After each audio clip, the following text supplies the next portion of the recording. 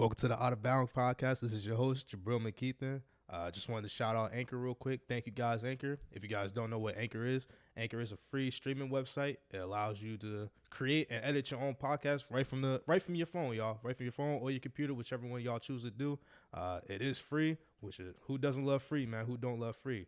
But Anchor will also distribute your podcast for you on streaming sites such as Apple Podcasts, Spotify, and many other podcasting sites that you probably don't know about or just are unaware about. If you didn't know, also, Anchor will allow you to make a little bit of money from your podcast as well, which is always a great thing. We love to do that. It's basically just everything you need to make a podcast. It's just right in there. If you guys are interested, go check it out. Download the free Apple or Anchor app, and then you can go to anchor.fm to get started and start editing your stuff. All right, y'all. Let's get into the podcast with your host, Jabril McKeithen. Welcome to the Out of Bounds podcast.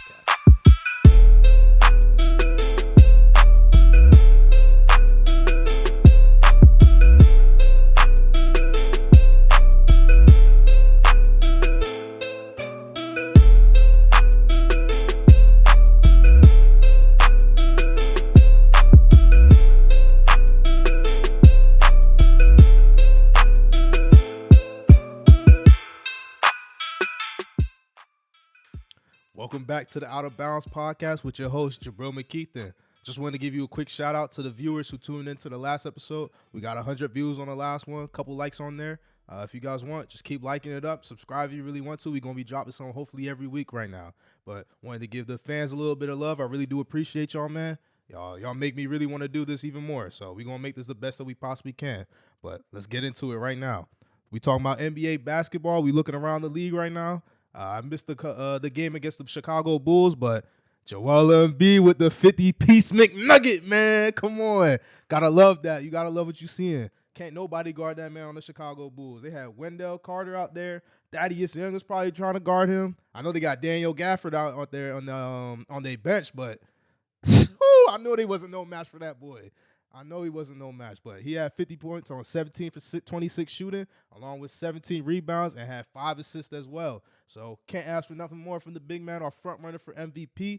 Gotta love what you're seeing out there, man. You gotta love what you're seeing. But unfortunately, I couldn't be able to break down that game for y'all, but we're moving on to the next one. Let's get on to something else that's going on around the league. Right now, we got the All-Star game starters. The reserves also came out as well. If y'all didn't see, today those dropped today. So let's go over them. The starters, as y'all already know, LeBron James, Kevin Durant, Kyrie Irving, Bradley Beal, Giannis Antetokounmpo. Don't forget the big man himself, as I just brought up, Joel Embiid, Stephen the Cook, the Chef Curry, Luka Doncic, Kawhi Leonard, and Nikola Jokic. Those are y'all starters, if you guys didn't know. Those were kind of expected. As y'all know, they've been putting up big numbers. They've been playing very great this year.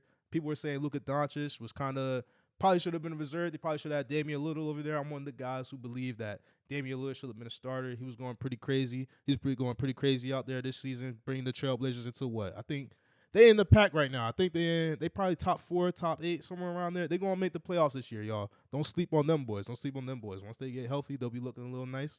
But let's move on to the reserves. The reserves, we got Chris Paul, Paul George, Damian Lillard, Donovan Mitchell, Rudy Gobert, Zion Williamson, Anthony Davis. Those are all them boys out in the West. They all been hooping, playing good. Anthony Davis might be a late scratch because he is a little injured right now. He got the little I think he got 10. I know he had Achilles tendonitis right now or something like that. But something's not good with his Achilles, so he might get subbed for someone else. But moving on to the East, James Harden, the Beard, Julius Randle, first-time All-Star. We got Jason Tatum, Jaylen Brown, the first-time All-Star. Zach LaVine, big bucket getter, someone the Sixers have been looking to trade for. And Ben Simmons, one of our own. Honestly, we'll talk about that later. We'll get into that later. But the final reserve, we got Nikola Vucevic. He been looking good for the Magic out there, being a great big man, putting up points for them, making them look like a good team. But those are just the All-Stars. Just wanted to update y'all on those. That's what the All-Star game is going to be looking like. The rosters have been set. The coaches have been set as well. Doc Rivers, I know, is our coach. And I'm sure it's probably going to be Frank Vogel for one of their coaches. The Lakers are first in the West right now, so I'm sure you're gonna be the one that's coaching them up. But yeah, as I said, that's the All-Star. Those are the All-Stars right now for this year. And just wanted to do another little update. We got the Nets watch. That's something new we're gonna be doing on here. The Brooklyn Nets watch, because they are in the East. We're gonna be looking at them, how they've been doing. They've been making big noise, especially without Kevin Durant. So got to talk about them a little bit. Those are going to be one of the one of the big contenders that the Sixers got to deal with if we want to get it make out of the East. Right now, they've been I think they won the last 5 games without Kevin Durant, so that's big news. They're beating big teams. They beat the Lakers. They beat the Raptors. The Raptors are still good. Don't sleep on them, y'all. Don't sleep on them. They went on a little West Coast trip. They beat 5-0 on that West Coast trip. It was looking nice out there in the West. A lot better than what we was doing, but got to shout out to them. We got to keep looking out for them. Got to be ready for them. And just see what they keep doing. Because once Kevin Durant come back, there's going to be a completely different team. Maybe they won't be the same as we've been seeing them. They probably won't be. It's going to be a lot more ball movement, a lot more shots being taken up by Kevin Durant instead of much of the role players or Kyrie Irving and James Harden that we've been seeing, that we are used to for these last couple of games. So we're going to see. We're going to see, man. But let's get into the Sixers. Let's talk about strictly Sixers now. Let's get into it. The Sixers, we played the Raptors again. We played them again. We played them 2 days ago, I believe it was, and we ultimately ended up losing to them. But we came back with a vengeance today. We came back with a vengeance, y'all. So I tuned into the first quarter. You know, I'm always hype. I'm hyped to see what the Sixers were up to, what's going on in here. And the Sixers started off pretty strong. We had a 17-8 lead. We was playing great defense. The defense was looking very dominant as usual. As we know, as us Sixers fans all know that the Sixers can be, with players such as Ben Simmons, Joel Embiid, Danny Green, Matisse Thybulle, a whole bunch of defensive players out there for us. We was out there eating, man. We was out there eating, feasting on the defense. We won a quick little 10-0 run in the first quarter. We was looking great out there. The offense was flowing. The defense was producing offense, and that's really what NBA is about. That's what basketball is all about. Play great defense, you get the easier shots on offense, man. So that led us to a 10-0 run. We got great shooting from, you wouldn't even expect it. Seth Curry was listed as out for this game, but we had Furkan Korkmaz starting for us, and he was out there shooting the lights out, y'all. I'm telling you, man, this brother cannot miss. He was looking great out there. He had I think he ended the first quarter with what? He finished it with 16 points. When you hear Seth Curry's going out, you probably think like, hey, like the shooting is probably going to go down a little bit. We probably shouldn't be expecting as many threes as we're used to, especially when one of the Curry brothers is out. You know, as I keep saying, don't sleep on them Curry brothers, y'all. They will feast on you from the 3-point line, man. They'll feast on you. But Korkmaz stepped it up tonight. He played very great. What do you have? He finished with 19. He finished with 16 in the first, so we only have 3 points for the rest of the game. He was still good. He was still doing good. He gave us that hot start that we needed in the first quarter, so we was looking good out there. And then let's get on to the second quarter. The defense was still playing good in the first quarter. There's nothing really that you could complain about. We held the Raptors to 18 points, and we finished with 37. That's playoff basketball, y'all. That's playoff basketball right there, man. We got to keep playing at a high level on the defense, and then if we want to keep getting the easy buckets on offense, I feel like that's where it's going to be for our team, really. We got to keep playing the defense that we all know that we can play, the great and high-intensity defense that Doc Rivers can bring out of our players and can bring it out against on other teams that are as good as the Raptors. But let's move on to the second quarter a little bit. Sixers started to slow it down a little bit. The offense started to look a lot normal. We weren't making as many shots as from the 3-point line. I know in the first we were 5 of 9, which is pretty hot. That's over 50% from the 3-point line. That usually doesn't happen, but we started to look a little bit normal right now. And the defense could have been a little better, but hey, we were still stepping it up. We were up by them still not by 19 points in the second still. We were still doing pretty good, so I couldn't really complain. But I believe our defense could have been way better. We could have shut them down to as many. We probably could have left them at like what? They finished with 24 in the second quarter. We should have held them to honestly, maybe 18, 16 again. They probably should have only had 36 in the first half. But towards the end of the second quarter, they started heating up a little bit. They started getting to a rhythm. They was playing good defense. We was being a little bit sloppy, a lot of turnovers, a lot of slow possessions that led to shots that were open but just weren't falling to the rim. That's always going to happen, y'all. Y'all know sometimes us teams, especially us, we don't have a lot of – the 3-point shooting is going to be very hot. There's going to be some games where we are hot and some games where we are a little off. But that's kind of what started happening towards the end of the second quarter. But nonetheless, we move on. We got to get better. We got to look at these. We got to learn from the mistakes that we made in the first half and just make sure to make sure it doesn't happen in the second half, y'all. Just make sure it doesn't happen. Really, that's all I can say. But one of the things I noticed in the first half, Joel Embiid was struggling. He wasn't the MVP that we really all knew. He wasn't getting to the free throw line as much. He wasn't getting the buckets that we know. He wasn't feasting on the little defenders such as Aaron Baines, Chris Boucher. I forget who else was out there guarding him, but he wasn't feasting on them as much as we know he could and as much as he should have been. That's all to the coaching staff. Honestly, they were sending great double teams at him. He was getting double to the point where he had to just he picked up his dribble and had to just pass it out to our shooters. And it was up to them at that point. It's up to them and Ben Simmons to make the right play or the right shot and then just get some points on the board for us. But Joel finished the half with 1 for 6. It was looking kind of rough for him.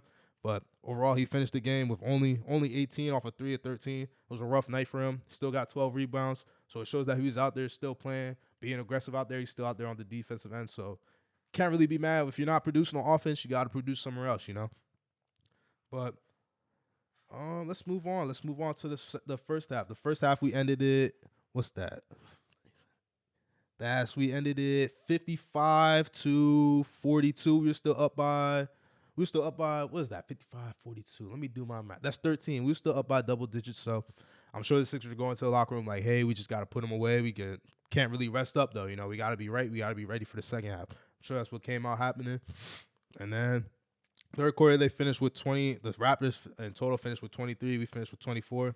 As I said, we were struggling a little bit. We weren't into the flow of offense as we were in the first quarter where we dropped 37. But that's how the game's going to go. It's going to do it. We got to get into a little rhythm. And then moving on to the fourth quarter, I tuned in a little bit later into the fourth, and then it was. Whew, if y'all was watching, y'all know the feelings I was watching. My heart was racing. It was coming down to the wire towards the end. It was looking a little dicey, y'all. It was looking a little dicey, especially towards the late end when we was up by like 100 or something, 106, I believe, and the Raptors just kept fighting. They got a steal off the inbound. It was Danny Green passed it up half court, and then Norman Powell steals it. It was looking crazy out there. It looked like they might made a little push towards the end, but thankfully we were able to come away with the win. We finished 109-102.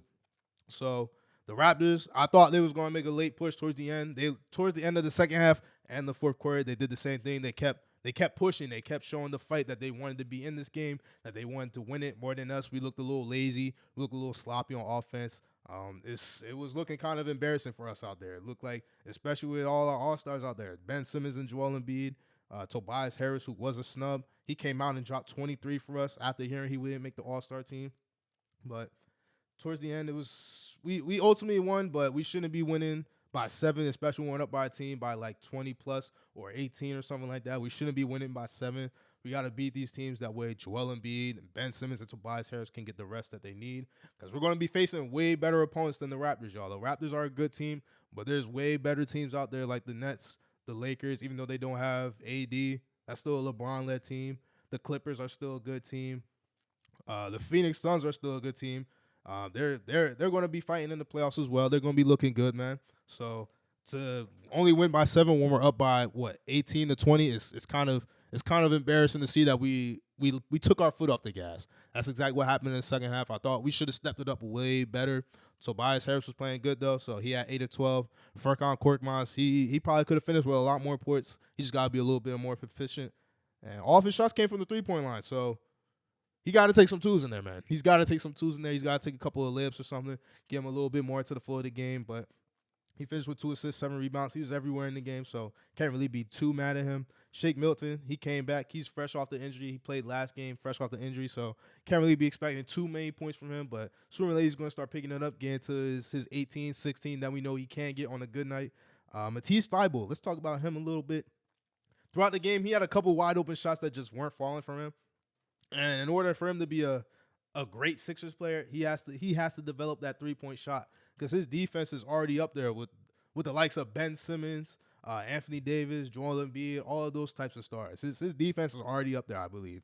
He's a second year player, so there is way more room to develop. I honestly hope we don't end up trading him because I do like the defense that he brings to us off the bench. It's a Ben Simmons 2.0. He's not the full Ben Simmons, so maybe we can go like Ben Simmons 1.5. Either Ben Simmons 1.5, y'all. But he's still looking good out there. His defense is looking there. He just gotta upgrade his offensive game. Just hit the corner shot threes. If he's just doing that, just hitting corner shot threes consistently, I can't really complain to him. He was looking good out there. Dwight Howard. There's been a little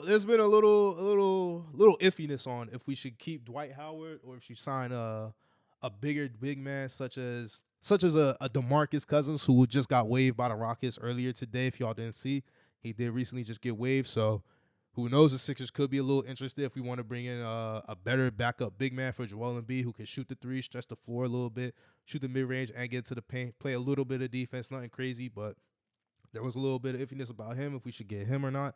I mean, I would love to sign, and honestly, personally, I would love that signing, y'all. DeMarcus Cousins, y'all know what he brings too. If y'all didn't know about him from his Kings days, you know that man is a beast.